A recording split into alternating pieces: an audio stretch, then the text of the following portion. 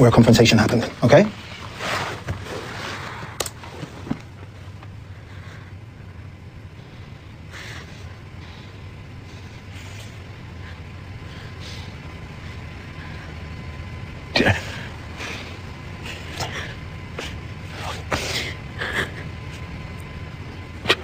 I think that's enough, okay?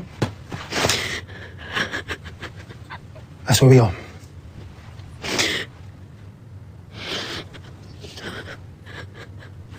How did you get home without anyone seeing you, Jamie? What would you do if you woke up tomorrow and found that your child had been accused for something unthinkable? A crime so serious that you can barely wrap your head around it. As a Nigerian teacher who has taught at international schools in 9 countries across 6 continents over the past 20 years, I have seen firsthand how our education systems shape children differently across cultures. I've seen how children everywhere, whether in Europe, Asia, or the Middle East, are struggling to balance home values with outside pressures. When I first started teaching abroad, I was shocked by how early children were exposed to harmful content. In some schools, 10-year-olds were already discussing things that we never thought about at that age. Engaging in activities I didn't dare consider until I was 21 or had left home. Today, we are releasing a list of 1,600 primary schools that have been named alongside testimonies submitted to our website. Over the next few weeks, we will be exposing rape culture in primary schools. As a teacher, I sometimes felt helpless. And as an African parent myself, with a 22-year-old son and a 17-year-old daughter, I know the fears we carry raising children in a world so different from the one we grew up in. That's exactly what happens in Netflix Adolescence, a series that has left me shaking. Truth be told, if we as parents don't step in early, social media will raise our children for us. So if you're an African immigrant parent like me, you need to hear this, because our children are facing dangers we never imagined growing up. So today we're going deep into how adolescence is a mirror to the struggles of raising children in the diaspora, the silent battles our kids are fighting, and the parenting strategies we need to protect them from the digital world's dark side.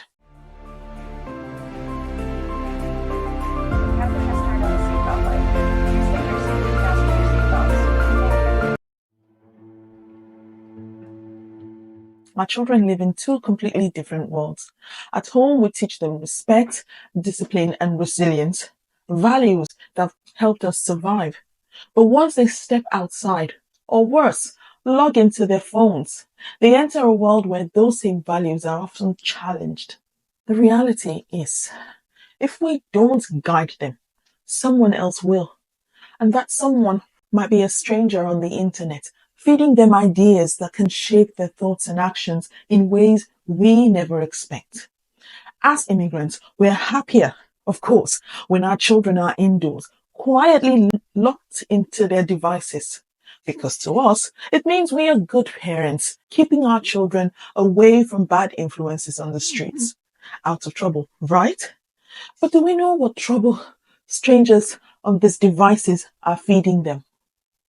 If you wouldn't leave your child with a stranger in a real-world situation, why would you leave them alone with an online stranger for hours unattended? Are we trading peace and quiet after a hard day's work for something else? We all know how algorithms work. You go online looking for directions to the nearest shop, and the next thing you're blasted with an advert for something that looks innocent. Until you click on it and realize it's not your type of thing. But by then, it's too late. You've engaged with it. From there, the cycle begins. The algorithm starts offering you more of that content. And before you know it, your entire feed is filled with it all the time. As an adult, you may know better. You can dismiss it as rubbish or change your algorithm by searching for content that aligns with your preferences. But can a young child do the same, or will they be drawn into it? Let's talk about Jamie from Adolescence. He wasn't a hardened criminal. No, he was just a child. But he was also lonely. He was bullied and drawn into toxic online spaces. Does this sound familiar? Look around us. Do we have lonely teenagers locked up in their bedrooms? How many African children in the West struggle with loneliness? How many feel misunderstood at school and at home? And how many of us as parents dismiss their emotions with, in my day, we didn't have time for depression. Or, if you are busy reading your book or doing house chores, you won't have time for depression. We need to change that mindset, because if we don't, our children might find comfort in dangerous places. We work hard, we hustle, we provide, but in doing so, we sometimes assume that food, shelter, and education are enough. But what we forget is that our children are being raised by the internet when we do this. That iPad keeps the child busy, but introduces the child to the internet. That phone keeps the child quiet, but introduces the child to the internet. And before you know it, it spirals.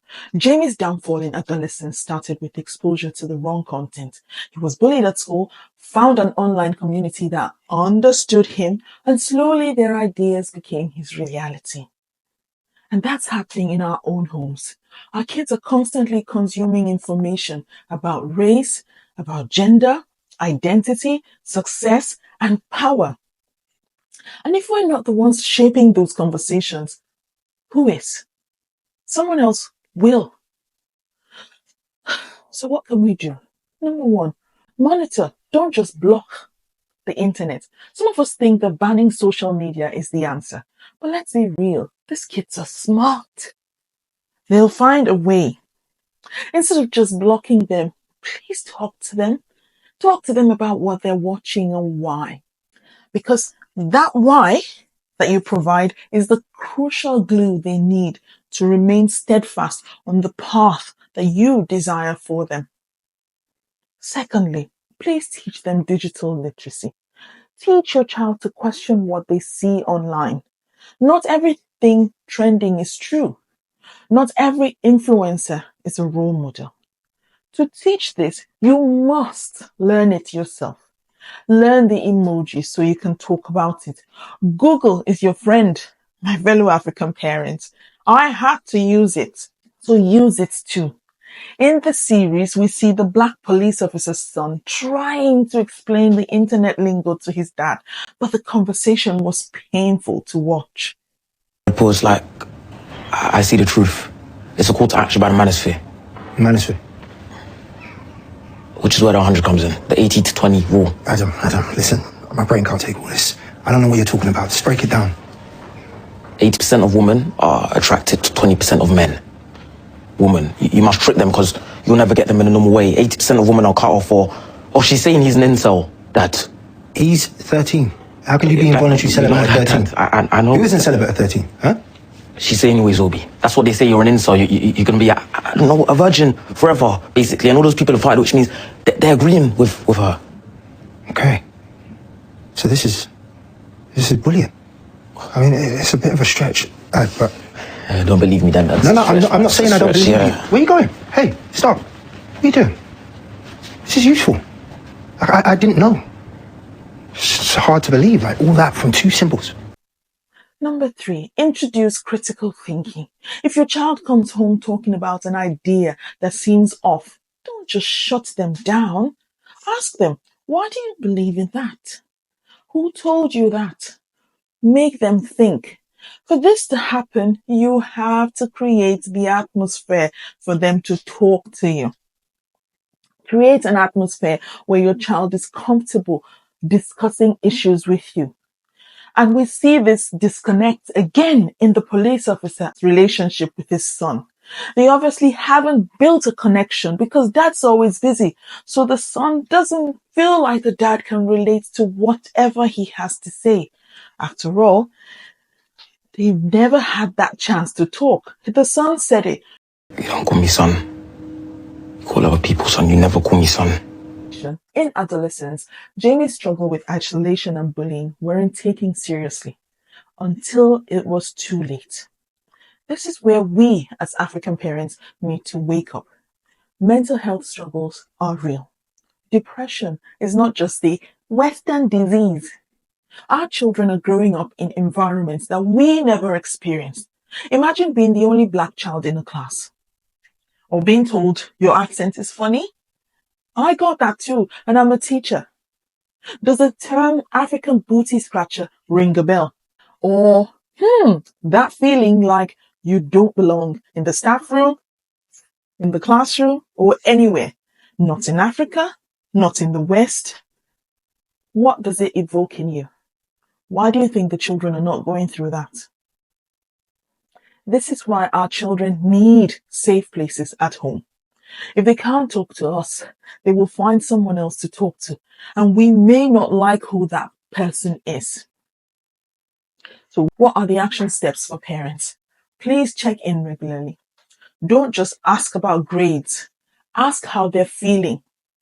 How many of our kids roll their eyes when you tell them to come to say hello to that one African uncle back home? And they know the only question to expect is, so how are you? I hope you are excelling. I don't want to hear you have bill. And then okay, hand back the phone to your parents. Please encourage open conversations. Let them know they won't be punished for expressing emotions. Be invested in their contributions to that conversation. Show an interest and don't just disregard it as children talk, or what could a child possibly know. Do you know how many times we teachers hear, my parents don't even know the real me. I just do what they want to avoid problems. We hear it in school. Trust me, they know more than you think. Just engage them and you'll be shocked, because we teachers see that side of them in the school every single day. Jamie's parents kept saying, my son can't do that. Do they really know their son? This is why we must destigmatize therapy. Sometimes children need to talk to someone outside of the home so they can express themselves, and that's okay. I'm not going to lie, when I first heard my own children talking about stress and anxiety, my African instincts kicked in. I thought, you are stressed? Do you know what I went through growing up? But over the years, I've realized that their struggles are just as real as mine were. It was just different. If we keep dismissing their feelings, we lose them to silence. And I've seen too many students in my classroom suffering alone because their parents didn't believe in mental health issues. Now we need to take in another part of that whole series. Something we Africans don't need to be educated on. We know this part. Because one of the scariest parts of adolescence was watching how quickly Jamie's life changed. One bad decision, one moment of anger, and his future is gone. African parents, listen. The justice system is not on our side. It has never been. No matter what country I've taught in, one pattern remains the same. Black and immigrant boys are watched more closely, disciplined more harshly, and they're given fewer chances at redemption. I've had to fight for my own son when a particular incident occurred in our own lives while we lived abroad. That video will be coming up soon, so please stay tuned. What that incident taught me is that if we don't advocate for our children, nobody else will. Because studies show us that Black and immigrant boys are more likely to be criminalized for the same mistakes that white kids get therapy for. This means that our children do not get a second chance. So what can we do? Teach them how to interact with authority. Our kids need to know their rights, but also how to handle police encounters safely. And we saw this in the series. Please advocate for them in schools. Many African boys get labeled as troublemakers when all they need is just support. Please be involved in their education. Surround them with mentors. If they don't have strong role models at home, find them in the community, which is why you should build a community around you. This is why I have dedicated 10 years of my life mentoring teachers who look like me, helping them access global opportunities in teaching based on my experience. It is the driving force behind the creation of this channel in the first place, especially for male teachers, because our boys need you. They need you. So what's the solution? African parents, we sacrifice so much for our children, but sacrifice is not enough.